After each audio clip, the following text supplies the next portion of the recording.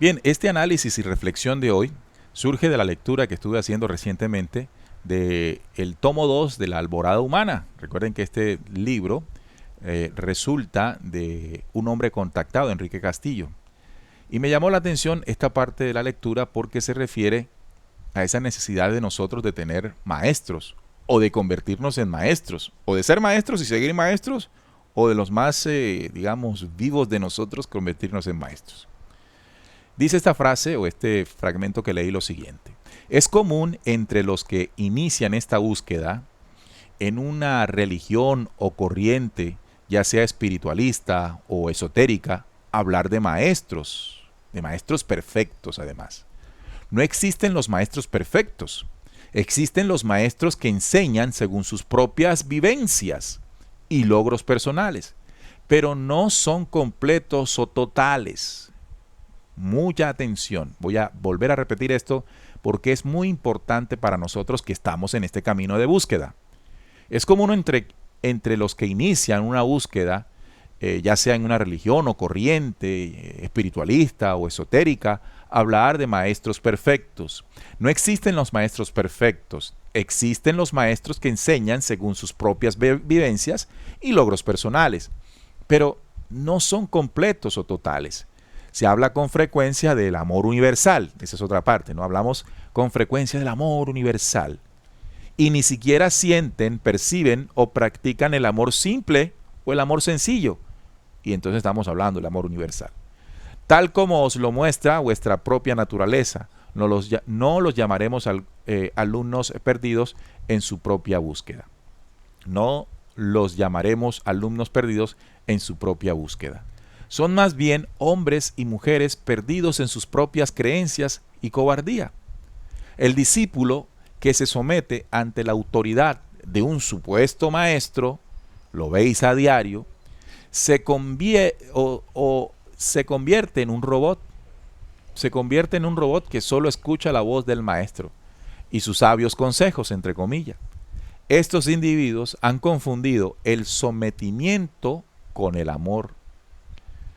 Aquí pasa a un plano muy peligroso de entendimiento, en donde el amor y la libertad quedan sepultados en el espíritu humano, a cambio de pertenecer a sus grupos, a sus conglomerados espirituales, creyendo que la salvación vendrá por sí sola. No hay duda de que existen ladrones imitadores de verdaderos maestros santos, que venden sus bellas palabras explotando la palabra amor. Me pareció excelente este escrito que quiero hoy compartir con ustedes, porque precisamente tenemos una tendencia muy evidente a buscar quien nos enseñe, a buscar modelos de información, de conocimiento, de sabiduría, y de alguna manera eso no es malo. Es malo cuando comenzamos a ver a estos maestros como perfectos o cuando estos quieren acuñar la idea en sus seguidores de que lo son. No lo son. Tenemos que entender que una persona que transmite una información simplemente es alguien que está enseñando algo según su propia vivencia. Y eso no es completo o total. Eso es apenas una parte de la visión de la información, conocimiento o del mensaje espiritual. Hay que aprovechar justamente ese mensaje que algunos, al hablar, convirtiéndose en maestros, sin verlos perfectos, sin verlos como tenedores absolutos de la verdad, pueden contribuir a la comprensión que nosotros tengamos de este proceso de ascenso. Pero en medio de todo eso aparece,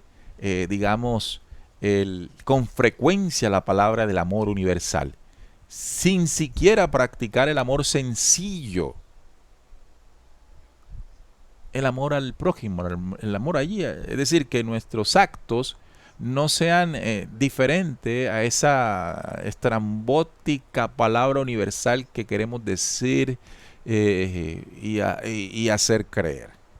Importantísimo eso. ¿Cuántos de nosotros hemos caído en eso? Es una tendencia, es algo muy fácil que ocurra en medio de nuestros impulsos espirituales. Me pareció interesante este pedacito y que lo reflexionemos, porque como digo, estamos en un proceso de búsqueda y ese proceso de búsqueda en ocasiones lo hacemos con base o a partir de ese impulso todavía aún religioso que tenemos, de ese impulso en querer tener guías, maestros, gente que esté por encima de nosotros y que nos lleve a un buen puerto. Entonces, mucho cuidado, seamos muy ubicados en lo que esta lectura nos acaba de decir. El verdadero maestro es aquel que, entendiendo que no es perfecto, solamente enseña a partir de sus propias vivencias y experiencias, sin que eso signifique que es la totalidad de la verdad. Nada más es una contribución. Eso lo debe saber quien lo expresa, pero eso mismo lo debe entender quien lo recibe, ¿verdad? Y que el proceso de salvación no se da digamos, en la creencia, en la falsa de creencia de pertenecer al grupo o a los grupos de los famosos maestros perfectos, porque ahí no viene la salvación.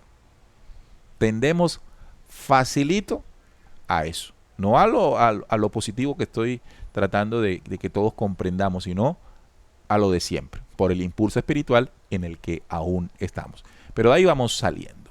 Así que siempre muy atentos a qué y a quién le estamos diciendo, oye, maestro. A esta hora, escuchas por RCPC, Visión Noticiosa, la otra cara de las noticias.